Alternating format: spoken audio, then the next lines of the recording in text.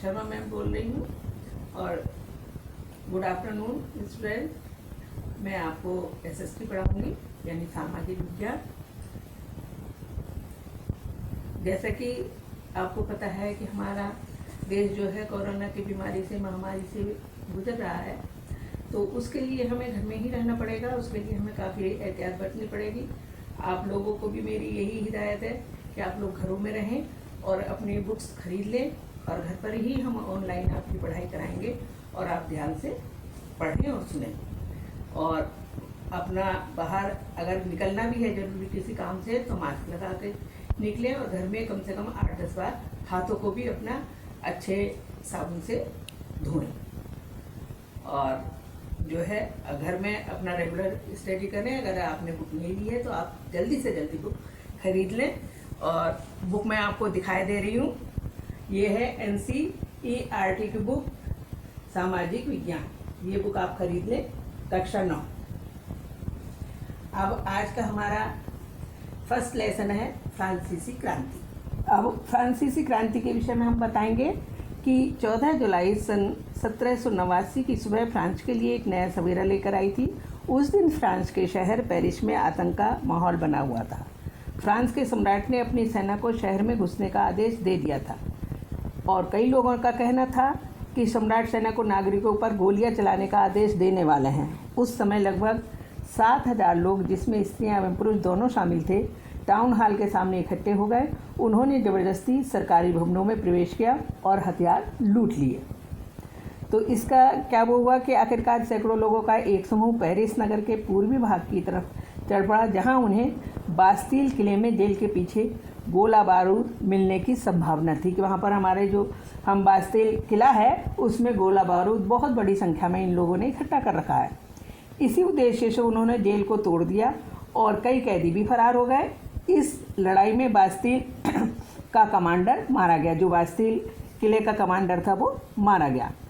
सम्राट की निरंकुश शक्तियों का प्रतीक होने के कारण बास्तील के किले में सभी लोग नफरत करने लगे। अब फिर वो लोग जो है बास्तील के किले से नफरत करने लगे। इसी कारण किले को बर्बाद कर दिया गया और उस किले के अवशेषों को बाजार में लोगों को बेच दिया गया।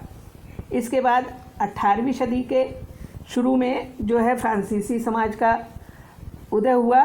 तो 18वीं शताब्दी के 1774 में बूर्बो राजवंश के लुई 15वें की मृत्यु के बाद उसका पुत्र लुई 16वां फ्रांस की राजगद्दी पर बैठा।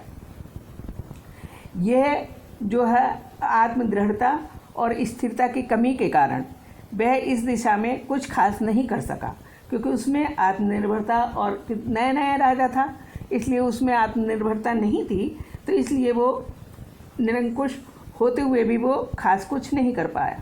सामंतों और पादरियों के हाथों की कठपुतली बन गया।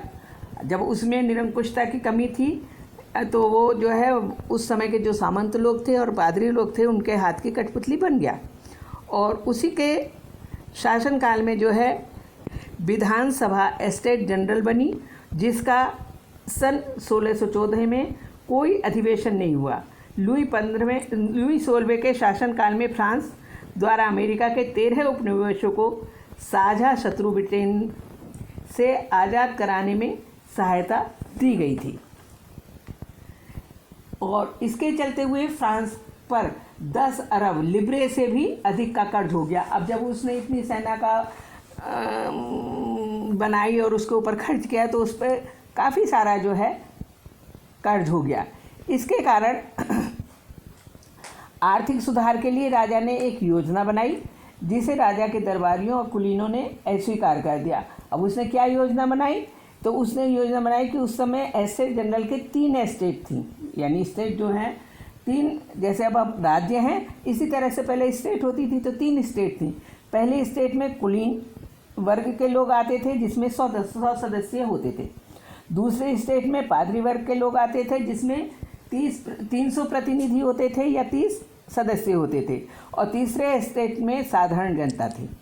उसकी कोई ये नहीं थी कि उसमें 300 भी हो सकते थे, ज़्यादा भी हो सकते थे, कम भी हो सकते थे, क्योंकि जनता तो जनता होती है, तो जनता में 500 भी हो सकते हैं, 1000 भी हो सकते हैं। तो इस तरह से उन्होंने उनका वो करा। अब मैं आपको बताऊंगी कि फ्रांस की क्रांति की शुरुआत किन परिस्थितियों में हुई। क्वेश्चन है हमारा, फ्रांस की क्रांति की शुरुआत किन परिस्थितियों में हुई। तो फ्रांस की क्रांति की शुरुआत 5 मई सन 1789 को हुई। कब हुई थी? 1789 को, जो जल्द ही एक भीषण संघर्ष में बदल गई। इस क्रांति के परिणाम स्वरूप फ्रांस में एक राजतंत्र का अंत हुआ तथा लोकतांत्रिक शासन की स्थापना हुई। इस क्रांति के होने के कारण कुछ प्रमुख थे। तो वो प्रमुख कारण क्या थे? पहला था राजनीतिक कारण।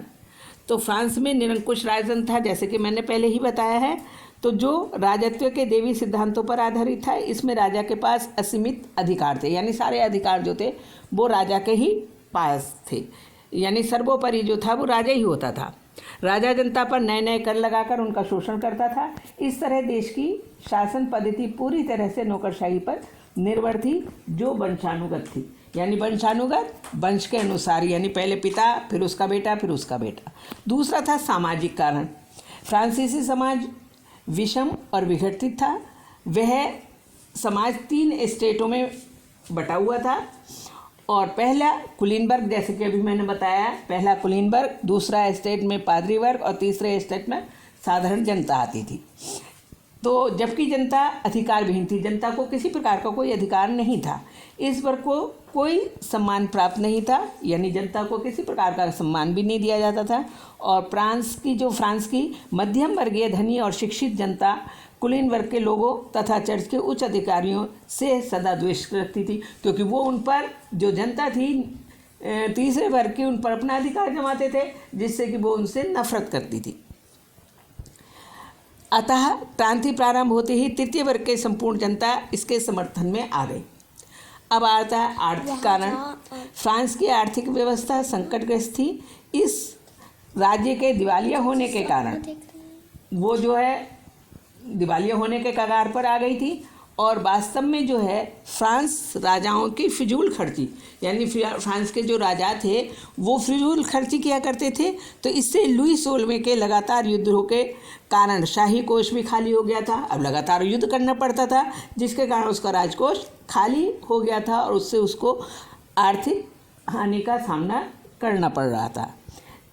चौथा है दार्शनिकों तथा विचारकों का प्रभाव। फ्रांस के दार्शनिकों के संबंध में 2 मत सामने आते हैं। एक दार्शनिकों ने क्रांति की परिस्थितियों को जन्म देकर क्रांति को उत्पन्न किया, और दूसरा क्रांति का स्रोत जो उस समय के राष्ट्रीय जीवन के दोषों में तथा सरकार की भूलों में था। और दार्शनिकों ने क्रांति उत्पन्न नहीं की, लेकिन माना यही जाता है कि फ्रांस के लेखकों एवं दार्शनिकों के विचार से ही क्रांति की भावना ने जन्म लिया। और 5वां कारण था तत्कालिक कारण। तत्कालिक कारण से मतलब है उसी समय जैसी परिस्थिति थी उनके अनुसार लुई 16वें के शासनकाल में जो है आते जाते फ्रांस के वित्तीय स्थिति काफ़ी कमज़ोर होती गई, और इसका दुर्व्यवस्था को दूर करने के लिए तुर्कों, नेकर, कोलोन आदि शास्त्रियों की मदद लेनी पड़ी उसको, जिसे कुलीनों ने अस्वीकार कर दिया, यानी उन्होंने स्वीकार नहीं किया। फिर लुई 16वें ने जनता पर कर लगाने निश्चित किए, क्योंकि आर्थिक कारण को दूर करने के लिए उसने जो है उन पर, जनता पर जो है कर लगाने शुरू किए। 4 मई 1789 को एस्टेट जनरल की बैठक बुलाई गई, किंतु फ्रांस में क्रांति की शुरुआत हो चुकी थी। अतः इस बैठक ने आग में घी डालने का कार्य किया, और 5 मई 1789 को क्रांति का विस्फोट हुआ, यानी क्रांति शुरू हो गई। तो अब बच्चों कुछ समझ में आया। अब मैं आपको बताती हूँ, पेज नंबर आप 22 निकालिए, और उसका क्वेश्चन है पहला, फ्रांस की क्रांति की शुरुआत किन परिस्थितियों में हुई। ये आप कॉपी पर जो है आप लिख लें, ठीक है। अच्छा, हाँ, तो अब ये क्वेश्चन आप तैयार कर लेना, और बच्चों ध्यान से अपना काम करना। और अब नेक्स्ट जो है वो मैं क्वेश्चन वो नेक्स्ट वीडियो में दूंगी। इतने आप इसको लिखें और पढ़ें और याद करें, ठीक है। बाय।